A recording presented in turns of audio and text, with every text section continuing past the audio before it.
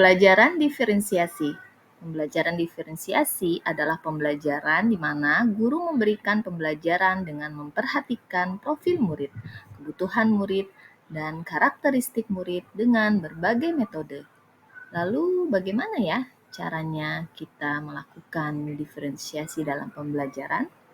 Yang harus kita pahami sebagai seorang guru adalah setiap anak itu adalah unik. Mereka memiliki latar belakang budaya dan lingkungan yang berbeda, kemampuan memahami literasi yang berbeda, gaya belajar yang berbeda, dan kebutuhan yang berbeda, serta minat dalam belajar yang berbeda.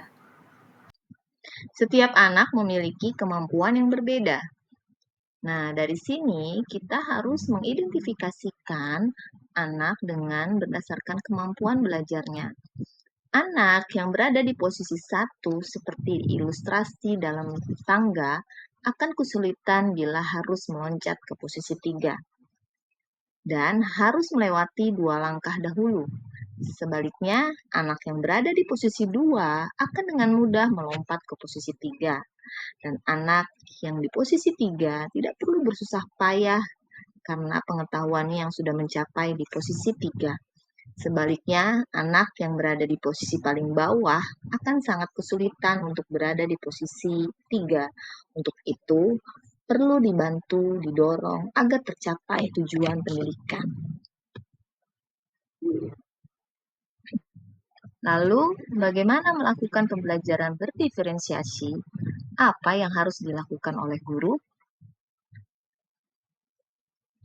Yang harus dilakukan oleh seorang guru dalam pembelajaran berdiferensiasi yang pertama adalah memahami tujuan pembelajaran, lalu mengetahui dan merespon tujuan belajar murid. Yang ketiga, menciptakan lingkungan belajar yang mengundang murid untuk belajar. Yang keempat adalah melakukan manajemen kelas yang efektif. Yang kelima adalah melakukan penilaian berkelanjutan. Bagaimana guru mengetahui kesiapan belajar murid dan mengetahui pengetahuan murid. Di awal, guru melakukan asesmen awal, yaitu guru akan mengetahui pengetahuan awal murid dan berada di posisi manakah murid.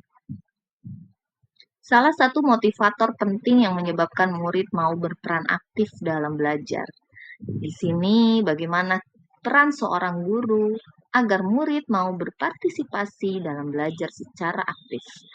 Dengan rancangan yang sudah dibuat oleh guru, metode dan strategi yang dilakukan oleh guru sehingga murid mau berperan dalam belajar.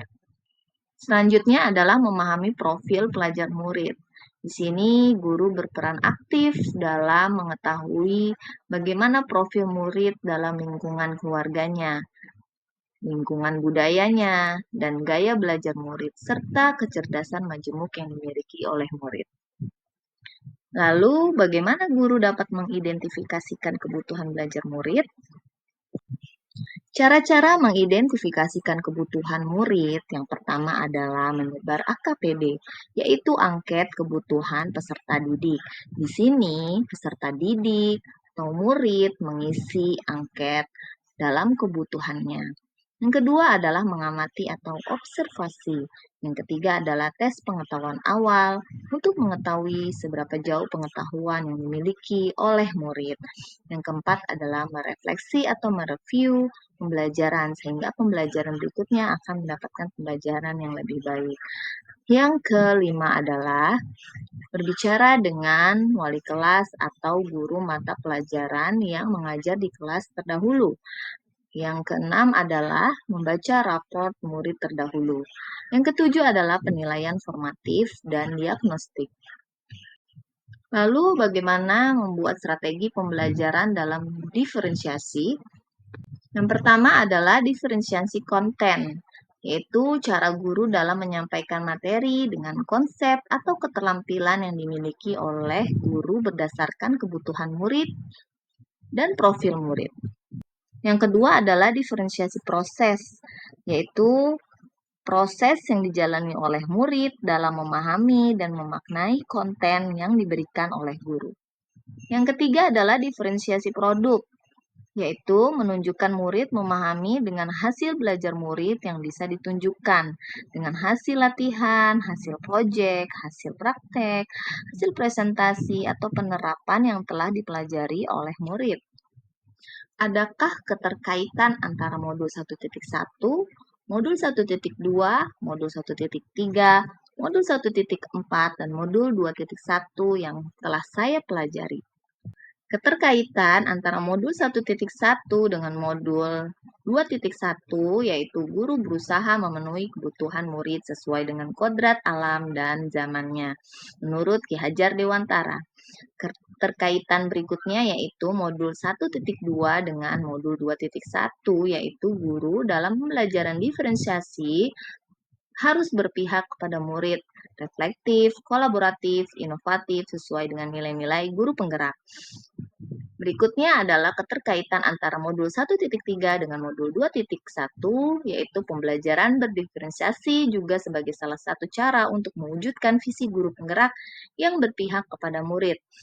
Terkaitan berikutnya adalah modul 1.4 dan modul 2.1, yaitu dalam pembelajaran berdiferensiasi, guru menumbuhkan budaya positif yang dimulai dengan kesepakatan kelas, dengan menumbuhkan nilai-nilai kebajikan. Mengutip dari filosofi Ki Hajar Dewantara, serupa seperti para pengukir yang memiliki pengetahuan mendalam tentang keadaan kayu, jenis-jenisnya, keindahan ukirannya, dan cara-cara mengukirnya. Seperti itulah seorang guru, seharusnya memiliki pengetahuan mendalam tentang seni mendidik. Bedanya, guru mengukir manusia yang memiliki hidup lahir dan batin. Terima kasih. Salam guru penggerak. Mari memajukan pendidikan Indonesia dengan menciptakan pembelajaran yang berpusat pada murid dan menggerakkan ekosistem pendidikan yang lebih baik.